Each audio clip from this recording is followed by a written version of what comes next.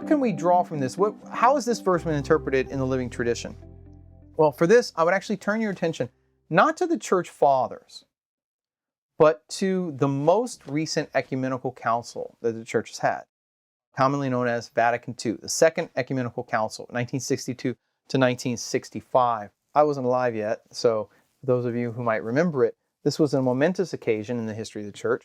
There have only been 21 ecumenical councils in the 2,000 years of the church. And Vatican II produced some of the longest and most extensive documents in the history of the ecumenical council. So I've got a copy here of the Second Vatican Council. It's not actually as long as this appears. This edition has the major documents of the council, the 16 major documents, but also some other documents of the Vatican curial offices and popes encyclicals and stuff like that. So it's not as daunting as all this. But in the most important of the Vatican II documents, Lumen, Gentium, which is the dogmatic constitution on the church devoted an entire dogmatic constitution just to the mystery of the church. And this was really a first in the history of the church to have an ecumenical council address the theology of what is the church, right? What does it mean to belong to the church? What is the mystery of the church? And in the first chapter of Lumen Gentium, which is the Latin name of the dogmatic constitution, means a light to the nations. Vatican II used Ephesians chapter 1 to help us understand exactly what is the church. And so I'm going to read this to you, but I want you to listen to it, and I want you to think here and ask yourself, is this how I think of the church? Because lots of us have lots of different ideas and lots of different things that we mean when we speak of the church. For some people, the church is the parish that I grew up in. For other people, the church is the diocese to which I belong. For still other people, the church, sometimes Catholics in particular will use the word church to refer to just the magisterium. The church says this, the church says that. What you mean is the Pope and the bishops, right? That's the church. According to Vatican II, though, there's some truth obviously to all those, but listen to how Vatican II describes the essence of the church using the letter to the Ephesians. Quote, "The Son," meaning the Son of God, "accordingly came, sent by the Father who, before the foundation of the world, chose us and predestined us in him for adoptive sonship." Notice that. Predestination is a Catholic doctrine. I deal with that in another video, but just notice it. "For it is in him that it pleased the Father to restore all things." See Ephesians chapter 1, verse 4 to 5 and 10. "To carry out the will of the Father, Christ inaugurated the kingdom of heaven on earth and revealed to us his mystery. By his obedience, he brought about our redemption. The church, that is, the kingdom of Christ, already present in mystery, grows visibly through the power of God in the world."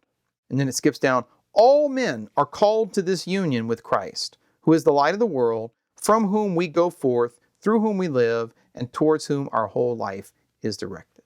So why did I read that? What stands out to me? Well, what stands out to me in that verse is this.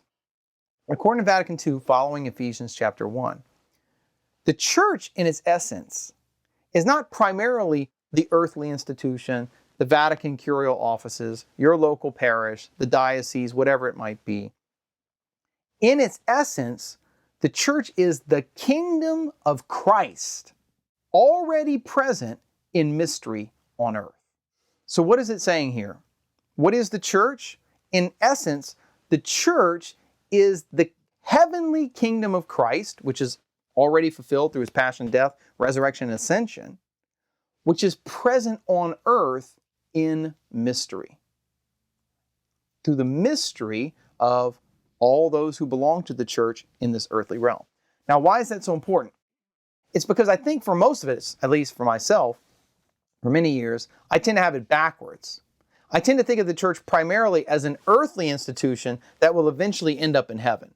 But according to Vatican II and following Ephesians chapter 1, in its essence, the church is the heavenly kingdom of Christ, which is now spreading throughout the earth and is only present on the earth in mystery. In other words, when we look at the church on earth, it doesn't look like the kingdom of heaven. There's a mysterious element to the church. Let's try to think of an analogy. Oh, I've got one. It's kind of like a field where there are weeds and wheat planted together. Just stay with me here for a second. And the weeds grow up along with the wheat so that you can't see and distinguish the good wheat from the bad weeds, right? That's how the kingdom of heaven is, according to Jesus in the Gospels. And that parable is a precise illumination of the mystery of the church, right? In her essence, the church is a heavenly reality. It's the kingdom of heaven, right, over which Christ reigns right now in glory. But that heavenly kingdom, which consists of Christ, the Blessed Mother, the angels, the saints, they're all part of the heavenly kingdom, exists on earth now, according to Vatican II. It is present on earth now, but it's present in mystery. In other words, the weeds and the wheat are still together. Saints and sinners are still blended with one another.